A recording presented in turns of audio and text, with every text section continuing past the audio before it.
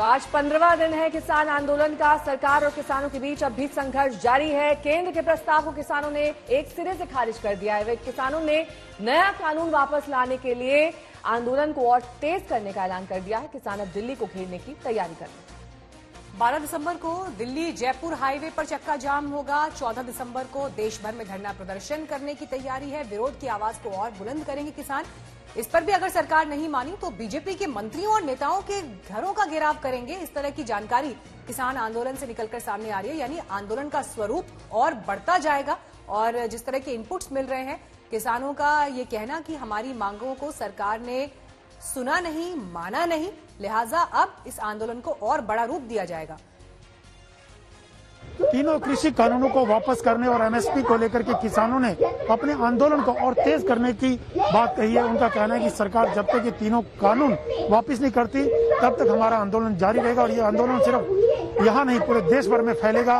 और 12 तारीख को तो इन्होंने साफ तौर से कहा कि पूरे देश भर के टोल फ्री किए जाएंगे, उसके बाद धरने दिए जाएंगे हर डिस्ट्रिक्ट लेवल पे, और 14 तारीख से अलग अलग राज्यों में अनिश्चितकालीन धरना दिया जाएगा। देख सकते हैं कि किसान यहाँ डटे हुए सिंगी बॉर्डर पर। उनका कहना है कि चाहे कितने भी लंबा संघर्ष हमको करना पड़े, लेकिन हम ये तीनों कानून वापस करवा करके रहेंगे।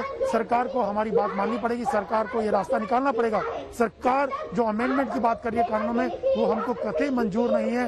ये पूरे के पूरे कानून वापस करने पड़ेंगे।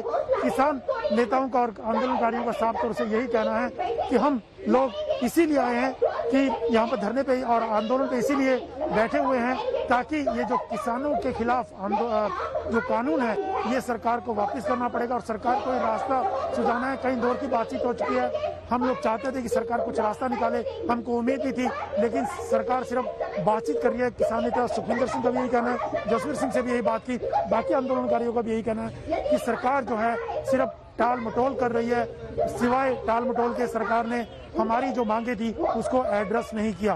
तो किसान नेताओं का कहना है कि हम लंबे संघर्ष के लिए तैयार हैं। कैमरामैन संजीव कुमार के साथ अशोक सिंघल, सिंघू बॉर्डर आज।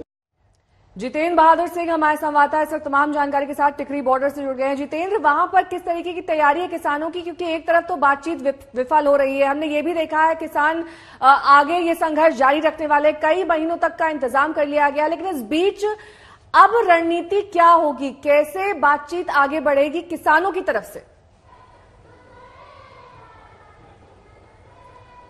देखिए नेहा, किसानों की तरफ से ये साफ कहा जा रहा है कि उनकी मांगे जब तक मानी नहीं जाएंगी, यानी कि जो 3 किसानों से जुड़े हुए कानून हैं उनको सरकार अगर वापस नहीं करती है तब तक वो लोग यहाँ डटे रहेंगे। मैं इस वक्त टिकरी बॉर्डर पर मौजूद हूँ और यहाँ की स्थिति आपको दिखाना चाहेंगे कि एक तरफ जहाँ किसान आप देख रहे हैं कि पूरी तरीके से 3 स्तरीय बैरिकेडिंग यहाँ पर की गई है और उस पार सारे किसान अभी भी डटे हुए हैं। उनका ये कहना है कि आज उनके आंदोलन का 15वां दिन है और सरकार की तरफ से जो बातचीत हो रही है उसमें टाल मटोल एक तरीके से की जा रही है। उनकी बातों को इस वक्त भी माना नहीं जा रहा है। तो यहाँ पर किसान जो टिकरी बॉर्डर है यहाँ पर डटे हुए हैं और ये जो पूरा रास्ता है ये रोहतक की तरफ रास्ता हरियाणा से दिल्ली की तरफ आता है और ये पूरा रास्ता बंद है। यहाँ पर जो रैपिड एक्शन फोर्स है ये पूरा लगाया गया है। तो स्थिति साफ है कि सरकार ये कह रही है कि किसानों के पास उन्होंने एक प्रपोजल जो भेजा था,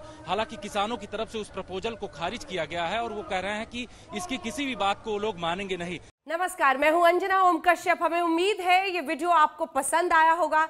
लेटेस्ट खबरों के लिए यूं ही देखते रहिए आज तक और इस वीडियो के पसंद आने पर लाइक, शेयर एंड सब्सक्राइब करना ना भूलें।